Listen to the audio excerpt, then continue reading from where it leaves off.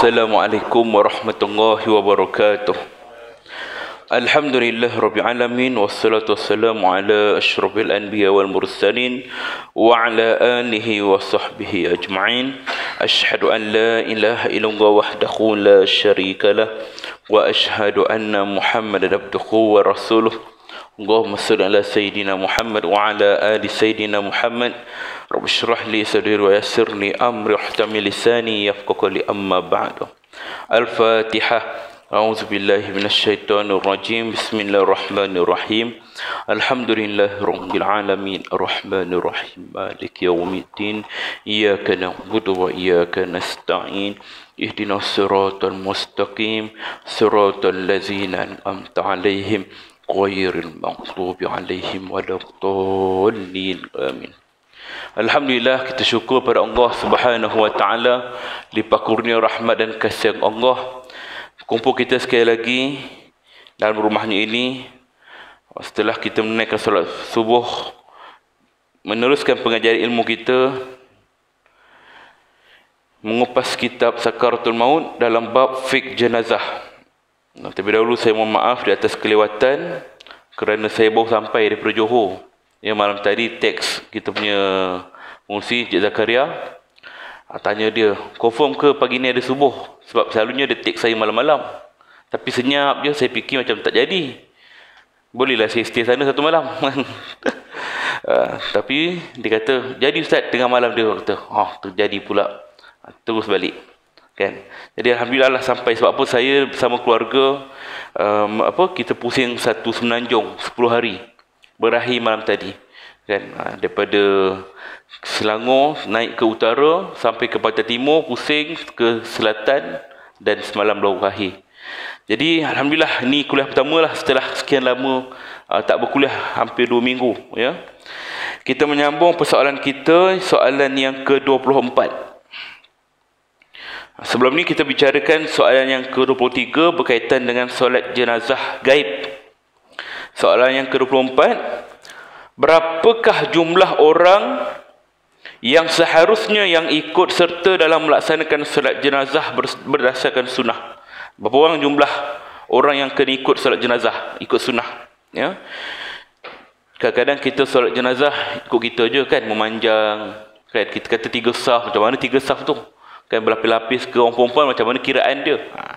Imam Ahmad dan Abu Daud meriwayatkan daripada Ibnu Abbas radhiyallahu anhum bahawa Rasulullah sallallahu alaihi wasallam bersabda, "Ma min muslim yamutu fayaqumu ala janazati arba'una rajulan la yusyrikuna billahi syai'a illa syuffi'u fih." Setiap seorang muslim yang meninggal dunia lalu ada 40 orang yang menyembahyangkan jenazahnya dan mereka tidak menyekutukan Allah dengan sesuatu apapun, maka solat yang mereka lakukan akan memberi syafaat kepada si mayat. Jadi ini hadis ni mengatakan 40 orang yang solatkan jenazah, dan 40 orang ini mestilah tidak menyekutukan Allah, tak buat syirik apapun. Syirik besar, syirik kecil dia tak buat. Jadi semakin banyak jumlah orang yang menyembahyangkan jenazah seseorang, maka itu jauh lebih baik. Kalau ikutkan sunnahnya, lagi ramai lagi baik. Sebab itulah kalau kita tengok konsep orang dulu, dia suka upah orang. Budak-budak tahfiz kan, panggil budak-budak tahfiz ramai-ramai, berapa orang? 40 orang, 50 orang untuk solat jenazah. Sebab budak tahfiz ni, dia hati dia bersih kan, dia mengaji Quran, dia pun ataupun muda lagi, dosa pun tak macam kita. Jadi kita upah dia untuk solat. Jadi pada hukumnya, boleh ke kita upah seorang solat jenazah? Ya, orang panggil hadiah, kata dia. Ya. Ini sebenarnya banyak perbahasan. Antaranya ialah untuk mendidik orang supaya dekat dengan bila ada kematian kita datang. Jangan takut.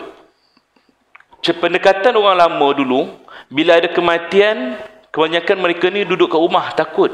Kerana istilah yang kita gunakan selalu badi mayat. Orang takut.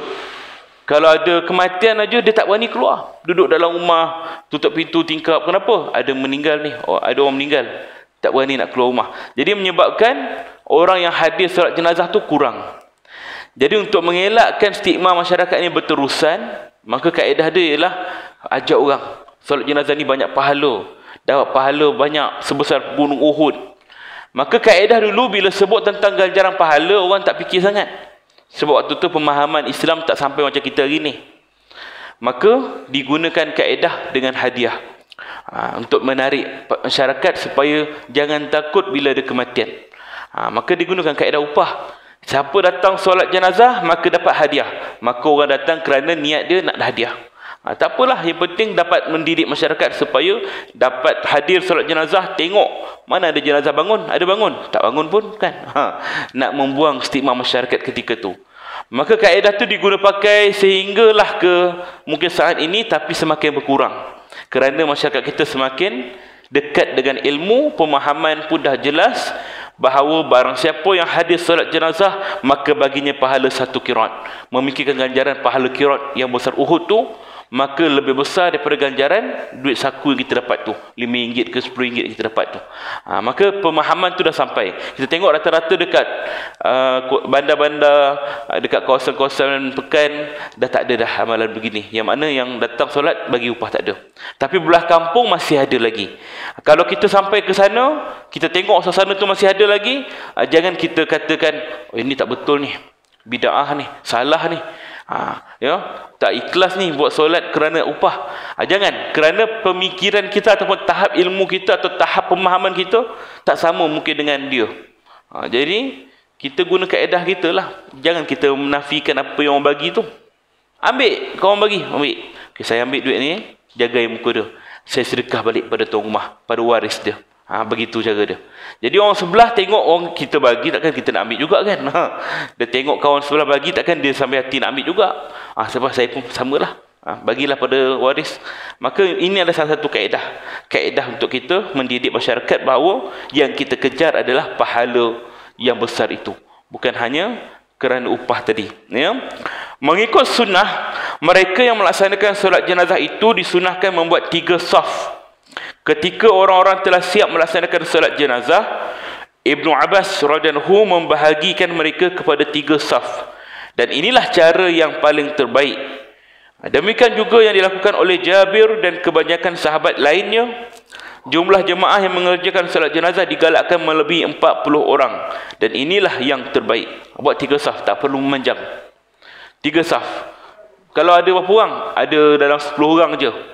Buatlah imam, lepas tu 3, 3, 3. 3 depan, 3 tengah, 3 belakang. Itu yang terbaik. Kalau ada 5 orang macam mana? Imam, 2, 2, 1. Posisi dia tu. Kalau main bola kita tahu posisi macam mana kan. Ni solat jenazah pun dia ada posisi dia juga kan. 2, 2, 1. Macam tu. Kalau 3 orang ataupun 3 orang je, kita tak boleh buat apa lah. Terpaksa buat 1 imam, 2 makmum, 1 baris je. Itu dianggap saf ganjil. 1 saf, 3 saf, 5 saf, 7 saf, begitu. Dalam kiraan yang ganjil. Kemudian diriwayatkan daripada Ibnu Abbas bahawa seharusnya jumlah orang yang melaksanakan solat jenazah seramai 120 orang, dan inilah yang paling terbaik. 120 orang. Kata Ibnu Abbas. Tetapi sunnah menerangkan bahawa jumlah 4 orang itu adalah yang terbaik. Dan barangkali jumlah di atas 40 orang hanya menunjukkan kepada banyaknya pahala sahaja. Kalau Ibnu Abbas dia buat 120 orang. 40 orang saf pertama, 40 orang saf kedua, 40 orang saf ketiga. Cukup 120 orang. Ini yang paling terbaik pada pandangan Ibnu Abbas. Wallahu a'lam. Betapa bahagianya orang yang ketika meninggal dunia disolatkan oleh seramai 40 orang ataupun lebih, di mana mereka tidak menyekutukan Allah dengan sesuatu apapun, mengikhlaskan doa kepadanya, dan dengan demikian semoga Allah memberi syafaat kepada si mayat dengan berkat jemaah yang ramai. Masya Allah. Sebab itulah kita kalau ada kematian, dengar aja ada kematian, tanya pukul berapa nak solat jenazah. Ambil kesempatan, walaupun kita tak kenal siapa si mati tu, ambil kesempatan. Supaya besok kalau kita mati pun, orang bila dengar kematian kita, orang pun datang solat jenazah. Siapa dia ni datang nak solat jenazah? Tak tahu. Tapi nak kerjakan ganjaran pahala. Dan kita mengharapkan mudah-mudahan pahala berjemaah ramai-ramai ini memberi syafaat kepada si mati. Tuan-tuan, sebab apa benda ni satu perkara yang rugi kalau ditinggalkan. Kita ramai jemaah kita, tapi bila ada kematian tak ramai. Rugilah. Kalau kes-kes yang tak dibenarkan solat jemaah jenazah ramai-ramai, contohnya COVID. Tak boleh ramai. Solat jenazah pun dekat hospital je. 3 orang, 5 orang je. Habis kita meramai jemaah suruh macam mana? Buat solat jenazah gaib. Sama ada di kubur, maknanya setelah orang tu dikebumikan, dah diizinkan kita masuk untuk tengok dia, tengok ziarah kubur tu, maka buatlah saf dekat depan kubur tu, solat jenazah gaib. Ataupun di surau, kita aturkan satu waktu. Pukul 10 pagi kita buat solat jenazah gaib. Ramailah datang. Menghadap kiblat, solat jenazah gaib seperti biasa. Dia punya rukun sama saja, cuma niat saja kita khususkan kepada siapa orang tu. Sahaja aku solat jenazah ke atas, sebut nama dia. 4 takbir, makmum kerana Allah Ta'ala. Tak payah sebut solat jenazah gaib pun tak apa. Sebab perbuatan kita tu sendiri dah menunjukkan solat jenazah gaib. Tak perlu pun tak apa. Ya? Baik. Itu tentang solat jenazah, jumlah solat jenazah. Soalan yang ke-25. Bagaimanakah cara menyembahyangkan jenazah perempuan? Kadang-kadang ada masalah juga. Macam mana kedudukan solat jenazah perempuan ni? Kan? Kita nak kena tahu juga. Daripada Jabir bin Samurah bahawa ada seorang perempuan yang meninggal dunia setelah bersalin di zaman Rasulullah SAW. Masih hidup. Dalam riwayat lain, dia meninggal kerana anak yang ada dalam kandungannya telah meninggal dunia sehingga dia pun turut meninggal. Maka Rasulullah SAW berdiri sejajar dengan pertengahan tubuh perempuan itu dan baginda mengimamkan solat jenazah untuknya. Hadis riwayat Al-Bukhari dan Muslim. Kalau ikutkan sunnah yang ada dalil, Nabi SAW solatkan jenazah perempuan berdiri di tengah-tengah, maknanya di bahagian pinggang itu. Macam mana kita tahu sekarang ni? Kalau lelaki kedudukannya di kepala, kalau perempuan di tengah-tengah. Mengikut sunnah, jika orang yang meninggal itu adalah perempuan, maka seorang imam berdiri sejajar ataupun satu baris dengan pertengahan tubuh si mayat. Maknanya kedudukan di tengah-tengah. Jika orang yang meninggal itu adalah lelaki, maka imam berdiri sejajar dengan kepala ataupun dada dia. Antara kepala dengan dada itu pun bolehlah. Jika orang yang meninggal itu adalah lelaki, demikianlah cara sunnah Rasulullah SAW.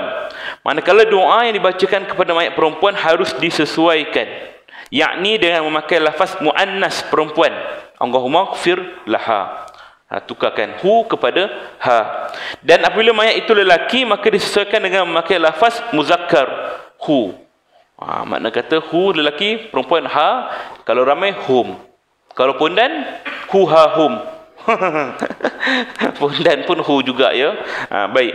Jadi pada bab berikutnya kami akan menyebutkan doa-doa yang biasa dibacakan oleh Rasulullah SAW ketika menyembahyangkan jenazah. Baik. Kalau ikutkan sunnah, kedudukan imam adalah di tengah-tengah bagi jenazah perempuan. Lelaki di kepala ataupun dadanya. Bagaimana kedudukan jenazah pula? Kata orang kalau lelaki sebelah kanan. Kalau lelaki sebelah kiri. Kalau perempuan sebelah kanan kepalanya. Macam kita kan. Ni solat jenazah kan. Orang perempuan kepala belah kanan, ni kepala lah. Kalau lelaki sebelah kiri. Macam tu biasanya kita buat kan. Maka adakah itu ada hadisnya ataupun ada dalilnya? Maka kalau ikutkan, tidak ada dalil yang dijumpai mengatakan kedudukan mayat bagaimana. Kanan ke kiri tak ada. Maknanya salah ke kita buat sebelum ni? Tak salah. Sebab tak ada dalil yang melarang ataupun tak ada dalil yang menyuruh kedudukannya. Maka perkataan ini ada satu perkara yang umum. Bila kita kaji lebih dalam, rupanya perkara ini adalah kerana kaedah ulama terdahulu. Kerana kadang-kadang dia tak nampak, jemaah belakang tak tahu. Dia tak nampak mana kata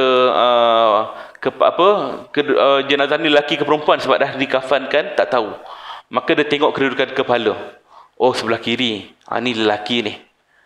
Sebelah kanan, ini perempuan ni. Itu kaedah. Adapun kaedah yang lebih tepat ialah kedua-duanya sebelah kanan. Kaedah yang paling tepat. Kepala jenazah kedua-duanya sebelah kanan. Apakah dalil yang menyokong hujah ni?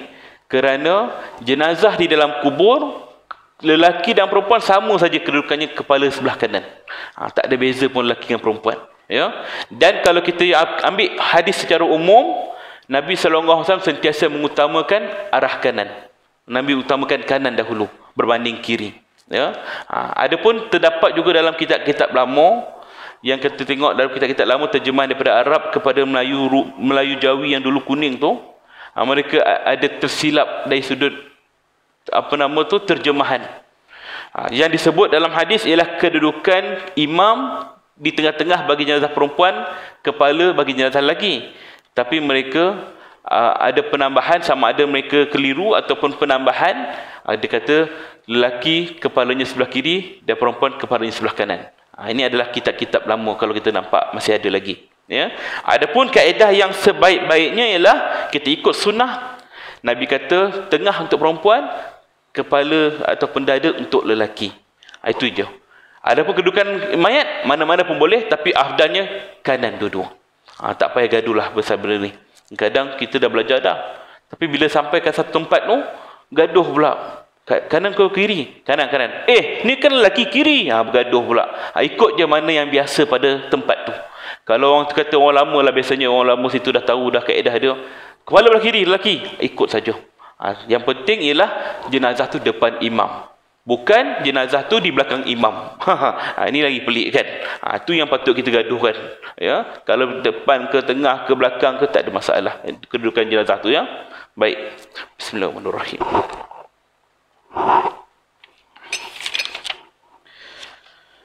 Itu tentang cara solatkan jenazah perempuan. Soalan yang ke-26. Bolehkah kita melaksanakan solat jenazah di dalam masjid? Pada dasarnya, solat jenazah dilaksanakan di tanah lapang. Mana di luar. Macam solat sunat hari raya. Sunnahnya di luar, bukan di dalam masjid. Ya? Tapi tak ada masalah kalau nak buat kat masjid pun. Inilah yang lebih baik dan dia dipraktikan oleh para sahabat Nabi SAW ketika melaksanakan solat jenazah. Pada dasarnya, Nabi kebanyakannya solat jenazah di luar. Kadang-kadang sebelum nak pergi kubur, Nabi letak dulu di tengah, orang tengok, oh ada solat jenazah, ramai berkerumun datang situ. Namun, dalam hadis Aisyah radhiyallahu anha disebutkan, katanya, demi Allah sesungguhnya Rasulullah SAW pernah menyembahyangkan jenazah Suhail dan Sahal bin Al-Baidah di dalam masjid. Hadis ini disampaikan oleh Aisyah radhiyallahu anha seolah-olah untuk menyanggah dakwaan bahawa solat jenazah tak boleh dilakukan di masjid. Sebab ketika Sayyidina Sa'ad bin Waqqas radhiyallahu anhu meninggal dunia dan kemudian jenazahnya dibawa ke Masjid Nabawi untuk disolatkan di dalamnya, lantas sebahagian sahabat melarangnya kerana pada kebiasaannya mereka mengerjakan solat jenazah di luar masjid atau di ruangan terbuka. Maka berkatalah Sayyidatina Aisyah radhiyallahu anha, apakah sebenarnya maksud orang-orang ini? Alangkah cepatnya mereka melupakan amalan Rasulullah SAW. Dia berkata, demi Allah, sesungguhnya Rasulullah menyembahyangkan jenazah Suhail dan Sahal bin Al-Baidah di dalam masjid. Pernah berlaku kekeliruan dalam kalangan sahabat. Ya, Sayyidina Sa'ad bin Abi Waqqas meninggal dunia, orang pun nak bawa dia ke dalam masjid. Kemudian sahabat-sahabat lain kata, mana boleh bawa ke masjid? Kita solat jenazah biasa dekat luar. Maka ketika itulah Aisyah pun datang mengatakan, kamu terlupa ke? Dulu Nabi pernah solatkan jenazah Suhail dan Sahal Al-Baidah di dalam masjid. Maknanya tak ada masalah pun solat jenazah dalam masjid. Maknanya Siti Aisyah nak menegaskan bahawa tidak jadi larangan ataupun masalah solat jenazah dalam masjid ataupun surau, tak ada masalah. Dari sini dapat kita ketahui bahawa solat jenazah dalam masjid adalah dibolehkan. Tak ada larangan menyembahyangkan jenazah dalam masjid selama bilangan orang yang akan menyembahyangkan ramai atau tempat terbuka sebagai tempat pelaksanaan solat jenazah cukup jauh sehingga tidak memungkinkan semua orang hadir ikut pergi ke sana. Maknanya kadang-kadang kita bukannya semua orang pergi kubur. Kalau ke surau masjid ni ramai orang berkumpul, baik solat ke dalam masjid lah. Itu tak ada masalah. Ya? Keadaan demikian diterangkan oleh sunnah Rasulullah SAW. Namun jika perkuburan itu tidak jauh daripada rumah si mati, maka yang lebih utama adalah melaksanakan solat jenazah di lapangan terbuka yang berhampiran dengan kuburnya. Kadang-kadang ada orang yang dah solat jenazah, dah mandi kafan di hospital ke, di tempat lain ke, kemudian nak bawa balik ke rumah dia dulu. Dah bawa balik ke rumah, dah tengok dah, keluarga dia semua dah tengok jenazah, kemudian nak bawa ke masjid pula nak solat jenazah. Baru ke kubur. Kan banyak sangat berhenti tu. Kejap ke masjid, ke rumah, ke masjid, lepas tu baru ke kubur. Jadi kalau dah sampai ke rumah, sama ada solat di rumah ataupun solat di kubur. Macam tu. Itu sunnah dia yang lebih tepat. Ya. Adapun di dalam masjid ataupun surau tak jadi masalah. Selagi mana benda itu tidak merumitkan orang. Kadang-kadang banyak hikmah kita solat jenazah kat luar, tuan-tuan. Antaranya pertama, orang ramai boleh hadir. Tengok, oh solat jenazah, maka dia pun datang. Dah biasa dah. Maknanya kita jadi kebiasaan, orang nampak ramai-ramai je, oh tu solat jenazah tu kalau di luar. Yang kedua, kita boleh menjaga kesucian masjid ataupun surau. Kadang-kadang jenazah ni ada jenis yang reput, berbau, ataupun dalam keadaan uzur.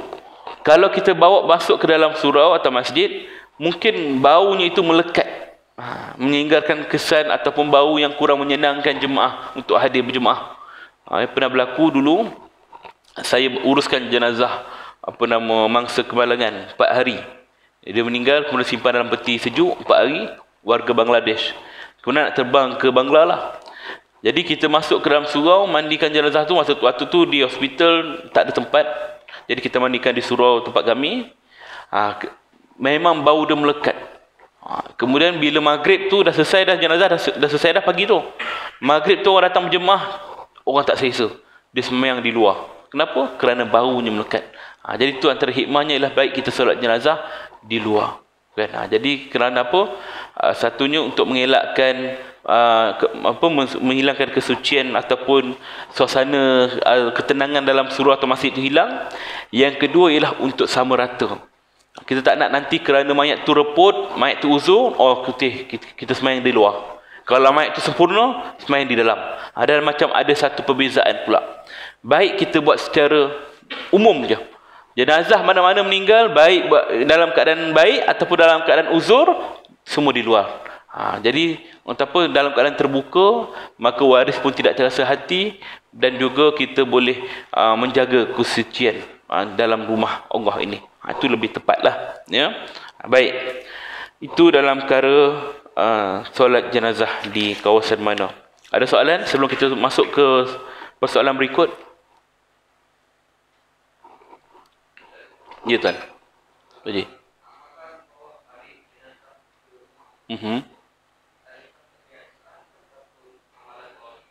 Baik.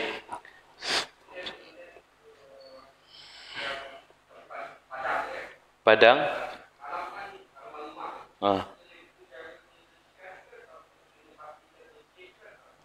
Baik. Baik, terima kasih. Dua soalan. Pertamanya, perlukah kita bawa balik jenazah ke rumah? Adakah itu amalan yang digalakkan ataupun tidak, ya? Sebenarnya amalan bawa balik jenazah ke rumah pernah berlaku di zaman Rasulullah SAW. Ketika mana salah seorang saudara kepada Siti Aisyah radhiyallahu anha meninggal dunia, Siti Aisyah minta jenazahnya itu dibawa masuk ke dalam ruang kamar dia, dalam rumah dia. Kata dia, kerana kami ingin solatkan jenazah dia. Kerana kebiasaannya isteri-isteri Nabi ni dia dalam keadaan tersembunyi. Makna kata bila wafatnya Rasulullah, dia tidak menimbulkan diri dia ke khalayak ramai. Maka dibawa jenazah itu ke dalam bilik Siti Aisyah, maka disolatkan. Kerana barulah orang bawa ke kubur. Maka dalam hal ini ialah untuk memberi ruang kepada orang perempuan, khususnya untuk tengok jenazah, ziarah buat kali terakhir, solat dan sebagainya. Dan antara lain ialah untuk isteri-isteri yang menjaga edah. Dia kata dia tak nak keluar rumah, suami dah meninggal dunia. Maka bawalah balik ke rumah dulu, nak tengok sebelum dibawa ke kubur. Maka ni pun boleh, selagi mana perkara itu tidak menyukarkan dia ataupun merumitkan keadaan. Contohnya, adalah jenazah tu dalam keadaan uzur, nak kena segera daripada hospital dah siap mandi, nak bawa ke rumah dulu, kemudian baru bawa ke kubur. Jadi hal ini menyusahkan ramai orang. Ataupun keadaan yang mungkin singkat, nak dekat malam, nak dekat maghrib, nak dekat hujan, nak singgah banyak tempat, itu pun susah juga kan. Maka dalam hal-hal yang boleh, maka bawalah ke rumah untuk bagi peluang pada keluarga dia untuk tengok. Sekiranya perkara itu boleh, tak menyusahkan orang. Tapi kalau dia kata nak bawa ke surau je lah, senang. Satu tempat je, bawa ke surau, keluarga datang tengok, okey selesai, bawa ke kubur. Itu pun tak ada masalah. Baik. Yang kedua, tentang bagaimana keadaan kita nak solat jenazah di lapangan, kawasan padang ke apa, nak tentukan tahap kebersihan. Asalkan kita yakin 3 perkara je, ya, dia bersih daripada bau, warna dan juga rasa. Itu kaedah kita nak menentukan keadaan itu bersih tidak. Bau, warna dan rasa ini perkara asas. Bau, maknanya kat kawasan padang tu ada tak terbau taik lembu ke, taik kambing ke? Tak ada pun. Maknanya dari sudut bau tak ada. Warna, kita tengoklah dekat padang pasir tu, nampak tak ada topok-topok tak hitam ke kan? Kita nampak kan? Dengan keadaan perubahan warna tu. Ataupun rumput tu tiba-tiba ada warna kuning, tu bukan najis. Kita boleh nampak. Rasa, boleh pegang lah. Bukan rasa ikut lidah, tak. Pegang kan? Oh, tek kambing ni, tek lembu ni, ada. Maka kalau kita yakin tempat tu suci, bersih, tak ada bau, warna rasa, sekadar tanah saja, tak ada masalah. Boleh solat jenazah. Solat jenazah berdiri saja. Kalau kita tak tanggalkan kasut kita pun tak ada masalah. Cek dulu tapak kasut, ada tak tahi ke terselit ke apa? Tak ada, tanah je. Boleh solat jenazah. Pijak selipar tu. Tak payah kita letak selipar tepi, kemudian berdiri. Tak perlu. Ya? Pakai kasut pun boleh solat jenazah. Wallahu alam. Ada soalan lain? Ya tuan?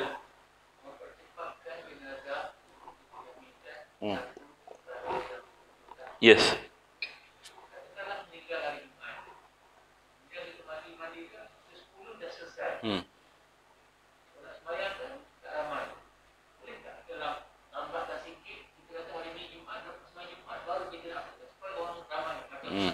Yes. Nak meramaikan orang solat jenazah. Baik. Kalau kita dalam keadaan nak dapatkan fadilat ramai orang solat jenazah. Jadi hari Jumaat biasanya ramai orang berkumpul, jadi kita ada peluang untuk ramai solat jenazah. Jadi dalam hal ini kita tengok pada keadaan si mati. Kalau dia dalam keadaan uzur, makna uzur ni mayat dia berbau, mayat yang ada penyakit berjangkit, penyakit khusus AIDS, HIV dan sebagainya, maka tak perlu kita tunggu. Selesai terus segera. Yang kedua, kalau dalam keadaan mayat tu dah meninggal dah lama. Dia meninggal bila? Malam tadi meninggal. Malam tadi, nak tunggu besok, kita dah uruskan, dah lama meninggal pukul berapa? 9 malam. Besok nak tunggu sampai lepas Jumaat. Terlalu lama membiarkan keadaan mayat. Maka tak perlu kita tunggu lama, segerakan. Ya. Yang ketiga, kalau misalnya kata kita yakin kalau jenazah tu dah ramai orang hadir dah ni, cukup lah ni nak solat jenazah, maka boleh kita segerakan. Tapi sekiranya jenazah tu dalam keadaan baik dan dia tidak terlalu lama, masa tempoh lama tu ialah jangan lebih daripada 12 jam. Anggarannya lah setengah hari. Ya, jangan lebih daripada 12 jam, maka boleh. Kalau meninggal bila? Meninggal pukul 5 pagi tadi, sebelum subuh, maka tak ada masalah lah. Kita nak tunggu, nak ambilkan fadilat ataupun kelebihan orang yang solat Jumaat tadi yang ramai tu nak datang solat jenazah, maka boleh kita anjakkan sikit. Tak ada masalah selagi mayat tu dalam keadaan baik. Ya, boleh, tak ada masalah. Cuma kita ambil anggaran setengah hari ataupun 12 jam itu kerana tempoh perebutan itu berlaku. Di antara tempoh 6 hingga 8 jam mayat akan berubah. Dia akan mula berbau, badan dia ni akan mula naik warna biru, kemudian warna kuning, badan dia tukar kulit dia akan mula mengelupas. Ini proses-proses perebutan.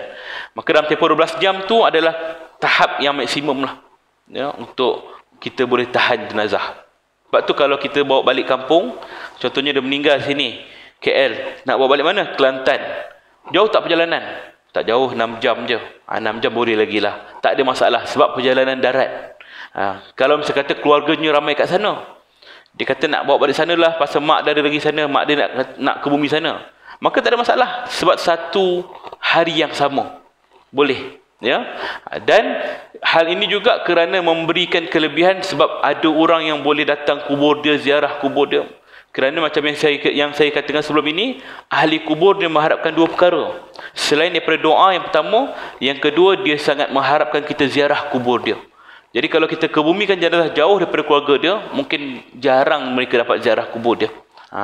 Dan dalam masa yang sama juga, ada juga yang mengatakan bahawa mana meninggal situ ke bumi. Maka itu pun adalah yang terbaik juga. Mana dia meninggal? KL. Kampung mana? Kelantan, Johor, Perlis, jauh-jauh. Tak apalah, ke bumi sini je lah. Maka tak jadi masalah. Ya. Tapi tuan-tuan, kadang-kadang situasi kita kat KL ni, kubur kita agak terhad sekarang. Ya.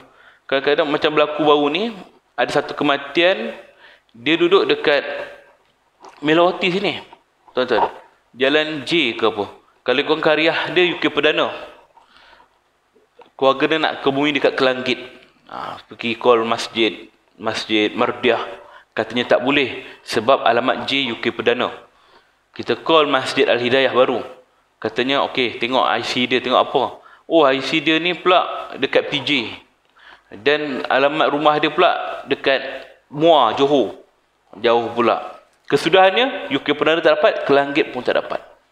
Kemudian, nak ke bumi kat mana ni? Raratul Sakinah lah. Pergi kat Raratul Sakinah, oh tak boleh. Ini orang Selangor, kita terima orang KL saja. Masalah lagi. Kemudian nak pergi mana? Sungai Pusu Gombak. Sungai Pusu Gombak kata, minta maaf lah, kubur kami sekarang ni had kepada kawasan yang terdekat jauh. Melawati tu dah jauh sangat dah. Kesian tuan-tuan. Ya? Ini yang berlaku sekarang ni. Dan akhirnya ke mana? Jenazah tu dah meninggal pagi tadi pukul 8. Keluarga dia dah tak ada 2 orang je, isteri dia dan juga anak dia. Dah kata, macam mana ustaz nak ke bumi mana-mana tempat tak kisahlah. Kemudian dapatlah Sungai Ramal Dalam, Kajang. Jauh tuan-tuan. Ini situasi yang berlaku sekarang ni. Dan saya banyak kali dah usulkan benda ni tentang situasi tanah kubur kita. Ya? Memang kita tahu kubur terhad. Ya? Tapi janganlah sampai dalam hal ini kita menyusahkan orang. Ya? Kadang-kadang orang di luar Kariah, dia tak tahu, kita tak tahu bila kita meninggal. Mana kita tahu waktu esok ke, kalau tahu meninggal besok, kita awal dah balik kampung dah kan. Tak tahu. Jadi dalam hal ini, benda ni merumitkan sebab birokrasi. Ya. Tu belum lagi kalau jenazah warga asing. Warga asing memang susah tuan-tuan. Satu, kedutaan. Kemudian kubur pula. Kubur mana? Nak ke bumi dekat Raratul Sakinah, Taman Selasih. Masuk saja 1,700. Kubur warga asing. RM1,700. Padahal kubur tu kubur Jawi. Tapi terlalu mahal. Tinggi kan. Apa alasan 1,700? Apa bezanya dengan orang tempatan? RM300. Dia 1,700. Kerana nak buat kepuk. Dah jadi macam satu kewajipan pula buat kepuk tu. Dan, jadi benda ni macam ni yang perlu kita persoalkan, petikaikan. Kerana kita dalam keadaan masih banyak tanah lagi. Maksudnya dari sudut kita tengok keadaan kita sekarang ni lah. Tapi dipersulitkan. Ya? Jadi itu yang berlakulah sekarang ni. Baik, ada soalan lain? Sebelum kita masuk lain, itu Haji.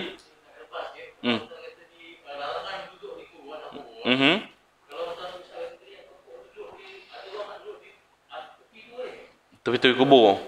Baik. Memang betul ada hadis menyebut Nabi melarang, jangan kamu berdiri atas kubur, jangan kamu duduk tepi kubur, kata Nabi. Sebab kita tahu kubur ada kadang-kadang membuat kepuk, buat batu-batu kan. Kita duduk, jadikan sebagai tempat duduk. Kerana itu menyakiti si mati. Menyakiti itu maksudnya bukanlah kita duduk memberikan azab pada dia, tidak. Seolah-olah macam kita ni menghina dia, duduk atas rumah dia, duduk atas tempat dia, kan. Tepi pun tak boleh. Kadang-kadang kaedah orang lama, dia tulis perkataan ayat Quran, inna lillahi wa inna raji'un, kan dia tulis kat situ kan. Semoga Allah mencurah rahmat ke atas rohnya. Perkataan Allah tu pun ada, kita pun duduk. Kadang-kadang tak nampak tulisan lama kan. Dihilang tak kabur-kabur tapi ada. Jadi sebab itulah kita ni kalau boleh janganlah duduk atas tanah, tak apa. Antara tengah-tengah tu kosong tu, duduk tengah-tengah tu. Jangan duduk dekat pangkin tu. Ya. Boleh tak kita berdiri atas kubur? Tak boleh. Lalu atas kubur pun tak boleh melangkah kan. Melainkan dalam keadaan terpaksa. Contoh kubur sempit. Kan, kubur-kubur lama kadang-kadang bersepah-sepah kan. Kita pun tak tahu tu kubur. Dah rata lah. Jadi untuk mengangkat jenazah, nak pergi ke liang dia, tengah-tengah tu, terpaksa nak lalu kubur-kubur banyak ni, maka terpaksalah jalan je lah. Lalu atas kubur tak apa dalam keadaan begitu. Terpaksa pijak atas kubur dia, langkah, itu tak ada masalah. Tapi kalau dalam keadaan yang boleh kita elak, maka elakkan. Jangan sengaja duduk atas kubur, langkah ke apa ke kan. Jadi kadang-kadang orang letakkan batu kat tepi tu nak bagi duduk kan, atau kerusi. Itu takut makan ruang orang pula, sebab tu tanah wakaf. Jangan kita ni ada kosong sikit ni, kita letakkan kursi duduk kat situ. Kursi kekal pula tu. Maka dalam hal ini kita mengambil hak orang lain. Sebab tu tanah wakaf tak boleh guna. Sebenarnya kaedah kita letak kepuk tu pun pastikan kepuk tu tidaklah membebankan orang kemudian. Sebab satu hari nanti kepuk tu akan dipecahkan juga. Susah. Macam taman ibu kota tuan-tuan. Kubur dah sempit. Jadi mereka guna kaedah kubur yang tengah-tengah tu. Lubang yang tengah. Kubur lama tahun 70-an. Tengah-tengah tu kan ada laluan, yang tu dia ambil. Dia pecahkan kepuk kiri kanan ni, kemudian dia gali tengah ni, kemudian dia bina kepuk yang baru pula. Sempit lah. Tapi yang susahnya nak pecahkan kepuk ni lah. Kan dah susahkan orang Sebab inilah dalam hal ini kita letak sekadarnya je. Nak buat kepuk tak ada masalah. Satu jengkal kita buat sekadar tanda untuk mengelakkan tanah tu mendap, orang tak tahu tu kubur. Tak ada masalah. Paling baik letak batu-batu sungai. Ya, antara hikmahnya ialah tu sunnah juga. Yang kedua ialah kerana batu ni hidup. Mudah-mudahan ada zikirnya yang memberi manfaat kepada si mati. Mudah-mudahan begitu. Ia kias kepada Nabi letak pelepah tamar pada kubur. Maka itu adalah hidupan, maka kita pun letak juga batu sebagai tanda untuk berzikir mudah-mudahan. Ya. Dan sekarang ni nak letakkan batu sungai, bukannya senang nak cek batu sungai ke apa. Kita letak kaedah yang mudah, tak simin, kepuk tu kan. Maka dalam hal ini sekadarnya saja untuk orang tahu ni kubur. Supaya orang tak langkah dan sebagainya. Sebab kubur ni tanah dia akan mendap, maka akan bimbang, orang tak perasan mungkin tergali balik dan sebagainya. Ya, wallahu alam. Ada soalan lain?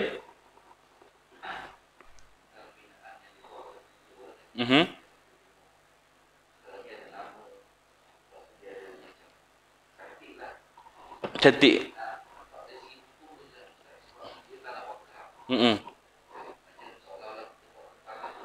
Betul.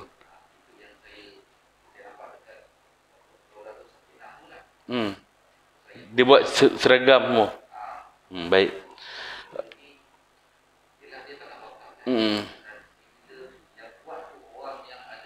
Macam mana pula kan? Baik. Macam saya kata tadi, kaedah kita meletakkan kepuk ataupun batu di atasnya untuk menandakan tu ada kubur. Sebab tanah akan mendap ataupun rata. Jadi kalau satu kawasan tu memang dia dah dipersetujui untuk menyeragamkan sama rata saja. Macam kaedah yang kita tengok di Ratu Sakinah tu seragam, itu kekemasan. Maka dalam hal ini orang tak apa, dia tidak membezakan antara kubur sebelah dan kubur sebelah, semua sama je, maka tak ada masalah. Tapi kalau misalnya kata kubur tu macam kubur kampung, yang ni buat cantik sikit, yang ni buat biasa, ni yang tak boleh. Sebab tu tanah wakaf kita buat sekadarnya saja. Kadang dulu orang letak pagar lagi kan, pagar buat bertingkat-tingkat kan. Ni tak boleh kerana kita tahu ini tanah wakaf, satu hari nanti boleh digali balik, menyusahkan orang kemudian hari. Melainkan kalau tu tanah dia sendiri, tak ada masalah. Tapi itu pun tak boleh berlebihan juga. Ada orang kampung dulu, dia dah siap dah, tanah ni memang dia punya, bukan tanah wakaf, keluarga dia saja ke bumi sini. Maka tak ada masalah. Tapi jangan berlebihan. Baru ni saya pergi ke 2 hari lepas, kan saya kata saya pusing Malaysia, Semenanjung saya ziarah kubur-kubur lama juga. Sampai di Pekan, ziarah kubur makam diraja dekat Masjid Sultan Ahmad Shah Pekan. Boleh masuk kat dalam tu kan. Ziarahlah kubur almarhum Sultan Ahmad Shah tu. Jadi kuburnya tu macam salah kubur raja, tingkat semua kan. Dan hal ini kita tengok itu adalah tanah dia sendiri, kawasan dia, dan itu untuk menghormati dia. Ada juga pendapat kata tak boleh sebab dah meninggal sama je, tak ada beza pun kan. Tapi wallahu alam lah, masing-masing punya cara kan, kaedah. Saya tengok situ, saya tanya penjaga tu, ada berapa lagi kosong sini? 2 lagi kata dia. Siapa? Untuk Agung sekarang ni lah kata dia kan, standby kata dia. Memang betul lah tempat dia sebab negeri dia kan. Agung sini lah, dan juga isteri dia, ataupun siapa-siapa yang meninggal dahulu sebelum tu. Memang khas untuk dia. Cuma kita tengok ada perkuburan yang memang khusus untuk golongan tertentu. Macam contohnya kita tengok Masjid Nabawi, kan ada Rasulullah punya makam situ. Maka hanya Rasulullah dan sahabat saja. Sebab itu memang tempat Rasulullah, memang bilik Rasulullah di bumi situ, maka orang lain tak boleh masuk. Maka tak ada masalah lah dia buat kat situ. Orang lain tak boleh nak gali balik. Lagi pun satu, nak menjaga kemuliaan Rasulullah lah, takkan nak gali balik kuburnya. Maka itu antara hikmah dia. Ya, wallahu alam. Ada soalan lain? Jadi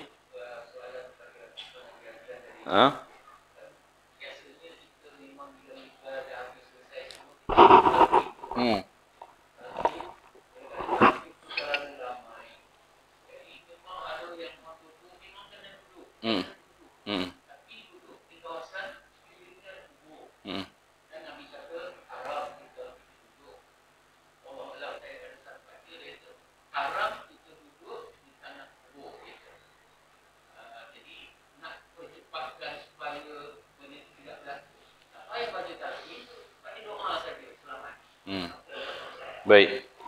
Sebenarnya yang disebut dalam hadis bukan haram duduk di tanah kubur. Haram duduk di atas kubur tu. Maknanya kubur tu sendiri. Tanah kubur tak ada masalah. Maknanya kalau tengah-tengah tu ada kawasan jalan, tu duduk tak apa.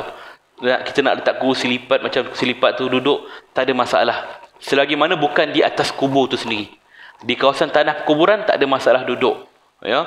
Kemudian sebenarnya dalam bacaan talqin tu sendiri kita kena buat macam mana khutbah, ringkas dan padat. Ya. Kalau kaedah orang lama dahulu, dia guna bacaan kitab bahasa Arab dahulu, kemudian diterjemah pula bahasa Melayu. Maka bacaan talqin itu jadi lama, 20 minit hingga 30 minit termasuk tahlil dan sebagainya. Ya. Dalam suasana sekarang ni, semua orang nak cepat. Macam-macam ada urusan lain, kerja lain. Maka kita punya budaya tak macam dulu. Kalau dulu orang ada masa lapang, dia kerja sendiri, kebun dan sebagainya, maka boleh duduk dengan talqin. Tapi sekarang ni orang nak segera nak masuk pejabat balik, nak apa semua, nak hal lain. Maka kita kena ikut arus masa. Tapi jangan tinggalkan apa yang biasa kita buat. Maka tak perlu baca yang bahasa Arab tu. Sebab yang bahasa Arab tu orang tak dengar dah. Orang nak yang terjemahan tu je. Terus kepada terjemahan.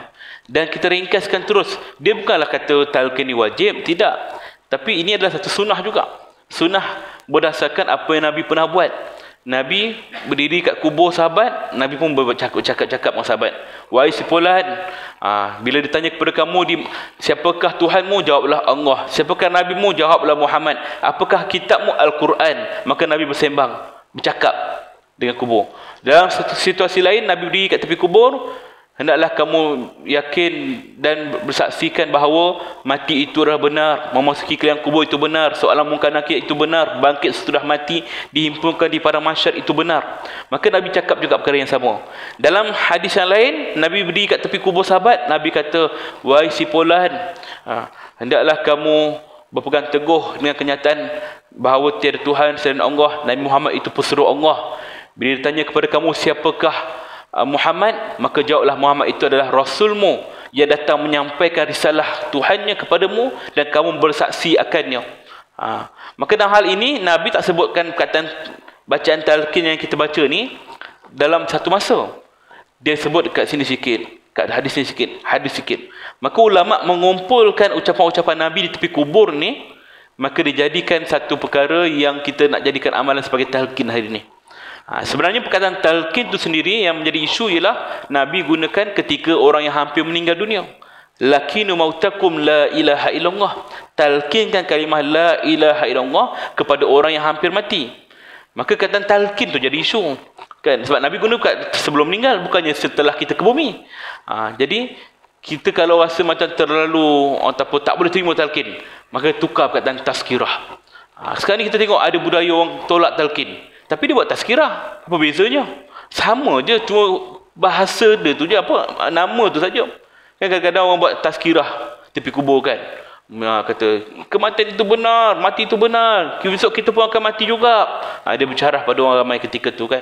Maka dalam hal ini sebenarnya pun ada pertikaian juga. Kerana memanglah ada tazkirah tapi bukan kena pada tempatnya. Maknanya kata orang dalam keadaan sedih kan. Jadi kita kena kenakan situasi tu. Jadi apa-apa pun keadaan, semuanya ada sandaran dia, ada dalil dia. Jadi buatlah mana yang kita rasa yakin, betul, teruskan.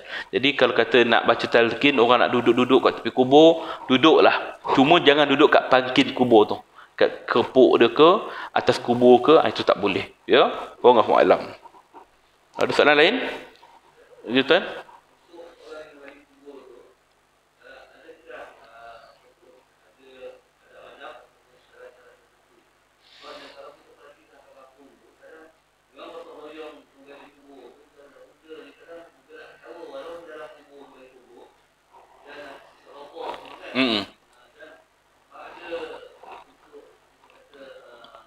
Adab.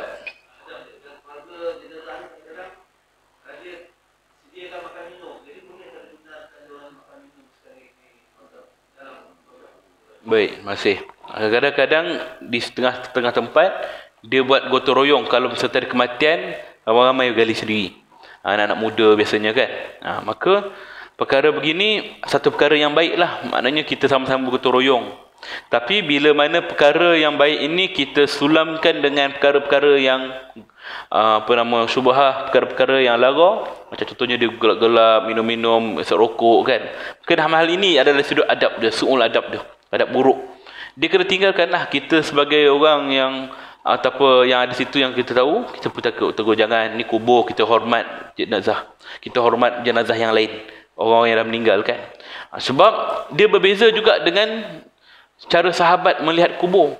Kalau sahabat dulu tengok kubur menangis, merintih kan, takut dengan azab kubur.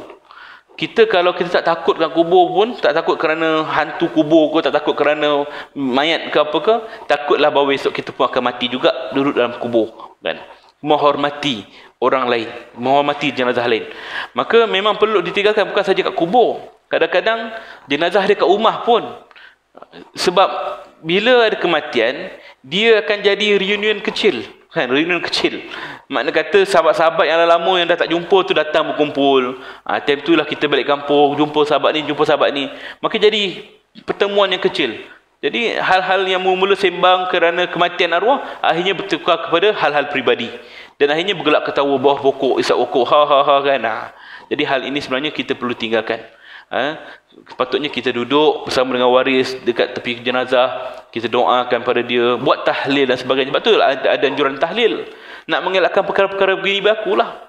Orang sekarang ni dia kata, oh tak ada dalil, Nabi tak pernah buat, maka terus tinggalkan. Sebenarnya untuk mengelakkan orang buat perkara lara. Contohnya malam nisfu Syakban, dia kata tak ada bacaan-bacaan khusus apa semua kan. Memang tak ada bacaan khusus, tapi kita nak galakkan orang buat amalan. Daripada malam ni malam apa? Malam nisfu Syakban. Habis nak buat apa? Tak buat apalah. Duduk je lah diam-diam. Kan rugi. Padahal malam tu barang siapa yang menyambung silaturahim, barang siapa yang beristighfar, maka dalam hal ini pahalanya banyak kan. Dapat ganjaran pahala malam nisfu Syakban ni kan. Bukan malam 1 Syakban tadi kan. Kita buat baru ni malam 1 Syakban kan. Menyambutnya. Tu tak ada masalah. Kita banyakkan amalan. Bukan kita kata wajib, tidak. Kita nak galakkan orang buat amalan, tu saja. Dan tapi orang kata Nabi tak pernah buat, tinggalkan. Dia kata Nabi tak pernah buat tu, Nabi tak nak wajibkan. Tapi amalan tu sendiri ialah amalan-amalan yang Nabi pernah buat. Cuma waktu-waktunya Nabi tak tentukan bila. Kita buat bukan kerana nak wajibkan, oh ni malam 1 Syakban ni kena buat ni. Jangan wajibkan. Kita buat kerana kita tahu fadilat, kelebihan malam tu. Berbalik kepada tadi, begitu juga dalam hal yang kita ada soalan tadi. Kalau misalnya kata kita nampak ada kematian, kita duduk daripada sembang luar tu, mari kita kumpul, kita baca tahlil untuk arwah. Maka itu lebih baik daripada biarkan dia kat luar sembang. Jadi balik pada kubur tadi pun kita juga kan. Kalau kadang orang nak sediakan makan minum, keluarga nak sediakan makan minum kan, boleh, tak ada masalah pun. Orang dulu elakkan keluarga bagi makan minum. Ni meninggal ni janganlah makan minum kat rumah. Bukannya dia melarang, tidak. Tapi untuk mengelakkan bila makan minum ni dia akan jadi santai, akan bersembang-sembang. Maka elakkan benda tu berlaku. Bukan kata salah makan minum, tidak. Nak mengelakkan perkara-perkara santai ni berlaku. Maka kalau nak makan boleh. Seseorang lah makan kat luar ke, makan dalam bilik ke, makan dalam rumah jiran ke, tak ada masalah. Sediakan makanan jangan sampai buat macam kenduri. Kan? Oh dah ketering. Kenapa? Besok nak uruskan jenazah ni ke bumi esok. Buat kemah, ada tempat makan, orang pun datang, cenduk, macam gelak-gelak. Itu suasana kenduri, tak boleh. Ya, nak makan boleh, sediakan tempat, nasi bungkus ke apa, okey, makan. Tapi jangan buat macam seolah-olah kita sambut kenduri. Makan tu keperluan kan. Jadi tak boleh kita elakkan juga. Ya, wallahu alam. Okey, ada soalan sebelum kita tangguh? Ada lagi? Baik. InsyaAllah nanti kita akan sambung soalan yang ke-27. Bagaimanakah cara solat jenazah dan mendoakannya.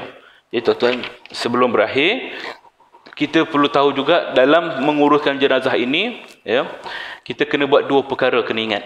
Pertama, kita nak menyantuni waris. Itu pertama yang kena ingat. Berkaitan dengan adab lah. Bila kita datang nak ziarah kematian, kena santuni waris. Santuni waris itu apa? Melalui takziah. Ucapan takziah yang kita gunakan ni, kalau kita sebut takziah atas kematian suami awak atau kematian ayah awak, itu adalah ucapan yang kosong. Salam takziah ya, ucapan kosong. Dia tak sama macam salam tahniah. Tahniah itu ada nilai dia. Congratulations for you kan, congratulations to you, kita sebut tahniah kepada awak kan, ada nilai dia. Tapi salam takziah dia kurang. Kalau sunnah ialah takziah ini ialah kita menghiburkan hati keluarga yang ditinggalkan dan mendoakan si mati. Itu kaedah tu. Macam mana? Takziah ya, saya doakan mudah-mudahan arwah ini diampunkan segala dosanya dan juga ditempatkan dalam kalangan orang yang beriman dan beramal soleh. Alhamdulillah, kita nak bagi tahu kat dia, alhamdulillah cuaca pun hari ni tenang aja, ramai yang hadir solat jenazah dia. Maka hal-hal ini menghiburkan hati waris dia tadi. Sebut apa-apa saja perkara yang berlaku. Apa dia lagi? Arwah ni meninggal malam Jumaat, yang baik hari ni hari Jumaat. Walaupun ada kata tak ada manfaat pun mati hari Jumaat ke malam Jumaat ke, tapi kita sebut kerana Jumaat ni hari yang mulia. Sebut je lah, hari Jumaat ni meninggal baik, alhamdulillah. Apa saja situasi kita sebut, walaupun dalam keadaan yang tak ada hujan lebat, orang pun tak ramai solat jenazah, cari hal yang lain pula. Arwah ni meninggal mudah saja kan, nampak tenang di wajah dia ni. Mana ucapan-ucapan yang baik-baik untuk menenangkan hati si waris. Kalau anak dia pula yang meninggal, sabarlah ya, anak ni besok akan menjadi penjamin awak besok kat syurga. Jadi dah ada dah tiket awak nak ke syurga nanti. Anak awak ni besok. Maknanya kata-kata yang menaikkan semangat dia balik. Dan ucapan takziah ni 3 hari je, tak ada lebih. Hari yang lepas 3 hari ni tidak disunahkan untuk kita ucap takziah. Contohnya dah seminggu dah orang tu meninggal, kita pun datang, minta maaf lah ya, hari tu saya tak datang jenazah kematian tu. Okay, tak apalah, kita sebut minta maaf kerana tak dapat hadir. Kemudian kita sabar pula, macam mana tu pengurusan jenazah, arwahnya macam mana meninggal dia, macam mana, kita tanya lagi. Maka hal ini menyedihkan lagi keluarga waris tadi. Dia dah elok, dah tenang seminggu, kita ingatkan balik, maka dia kembali sedih. Maka hal ini tidak disunahkan. Cukup sekadar kita bertanya sekejap, lepas tu tukar topik lain. Itu kaedah dia. Yang kedua, menghormati jenazah. Tadi menyantuni waris. Yang kedua, menghormati jenazah. Kita kena hormati jenazah. Apa saja cara kematian dia, walaupun dalam keadaan yang maksiat, dia meninggal ketika merompak, mati kena tembak, maka kita kena layan dia walaupun dia ni pelaku maksiat. Pernah berlaku di zaman Imam Nawawi, tak silap saya Imam Nawawi, satu orang perempuan yang terkenal sebagai seorang penzina, perempuan pelacur lah panggil, dia meninggal dunia. Maka ketika orang mandikan jenazah dia, orang perempuan mandikan jenazah dia, tangan tukang mandi tu melekat di bahagian punggung perempuan tu yang meninggal tu, melekat, tak boleh tarik. Maka orang pun heboh, macam mana nak cabut ni, dah cuba macam kaedah, tak boleh, melekat lagi. Maka ada orang kata kita potong tangan orang ni, macam tu kan. Potong tangan dia, settle masalah. Tak boleh terima, gila kerja ni kan. Ada kata kita kebumikan sekali dua-dua, lagi tak betul kan. Tak kebumikan. Jadi macam-macam cara orang buat, tak boleh juga. Akhirnya disampaikan kepada Imam Nawawi, kata macam mana kita nak buat ni. Kemudian dia pun masuk ke dalam tempat tu, dia bertanya secara jujur pada tukang mandi tu, apa yang awak katakan pada si mati? Tak ada kata apa-apa. Tak ada. Jujur saja, tak ada. Setelah dia desak-desak, akhirnya dia mengaku bahawa ketika dia mandikan jenazah ini, dia menepuk-nepuk. Walaupun jenazah tu pelaku maksiat, dia buat tepuk-tepuk. Berapa banyaklah lelaki yang korang tidur, tepuk lagi sambil mandikan dia. Maknanya dia mencemuh jenazah tu kan, sehinggalah tangan dia melekat. Allah takdirkan. Maka kata Imam, kamu telah menuduh wanita ini berzina. Adakah kamu ada saksi? Kalau ikutkan hukum, nak menuduh seorang berzina, perlu datangkan 4 orang saksi yang adil. Kamu ada tak 4 orang saksi yang adil? Tak ada, tapi semua orang tahu dia ni pelacur. Memanglah orang kata dia pelacur, tapi ada tak bukti kamu nampak sendiri? Tak ada. Maka kamu telah melakukan tuduhan. Maka kamu kena qazaf. Kerana menuduh seseorang berzina tanpa mendatangkan 4 orang saksi. Maka apa sebatannya? Kena sebat dah. 80 kali sebat. Disebat 80 kali. 1, 2, 3 sampai sebatan yang ke-80, maka tangannya pun terlepaslah daripada punggung wanita tadi, mayat tadi. Maka inilah menjadikan bahawa setiap kematian itu kita kena hormat jenazah tu, walaupun dia pelaku maksiat, walaupun yang meninggal tu orang kafir sekalipun. Nabi pernah berdiri, jenazah Yahudi lalu depan dia, Nabi berdiri. Tengok Nabi berdiri, sahabat pun berdiri. Sampailah jenazah Yahudi tu dah pergi jauh, hilang, baru Nabi duduk. Sahabat bertanya, ya Rasulullah, tadi yang lalu tadi jenazah Yahudi, bukannya orang Islam. Kenapa kita kena bangun? Jawab Nabi, walaupun dia bukan Islam, tapi kita wajib, kita kena hormat jenazah dia. Kena hormat. Ini Islam ajar pada kita. Ya, kerana bila kita hormat jenazah, waris-waris tadi pun tengok, oh, walaupun bukan satu agama, dia tetap menghormati. Ya, maka kalau kita ada kematian non-Muslim pun, datang ziarah boleh, menghormati dia boleh, tak ada masalah. Tapi jangan ikut cara amalan mereka. Pegang colok, kita buat macam ni, itu tak boleh. Ya, ambil kunyit ke apa ke, sapu kat dia punya dahi ke apa, itu tak boleh. Ini bertentangan dengan syariat kita. Ya, Allahu a'lam bissawab. Sekadar itu yang dapat saya sampaikan pada pagi ini. Mudah-mudahan memberikan taufik dan hidayahnya, dan juga dapat kita sampaikan apa yang manfaat pada hari ini kepada orang lain. Sekadar itu kita tangguh dengan tasbih kafarah dan suratul nas. Subhanaka wa bihamdik, asyhadu an la ilaha illa anta astaghfiruka wa atubu ilaik. Bismillahirrahmanirrahim. Wal 'asr innal insana lafi allazina amanu wa amilus shalihat wa tawasaw bil haqq wa tawasaw bis sabr. Assalamualaikum warahmatullahi wabarakatuh.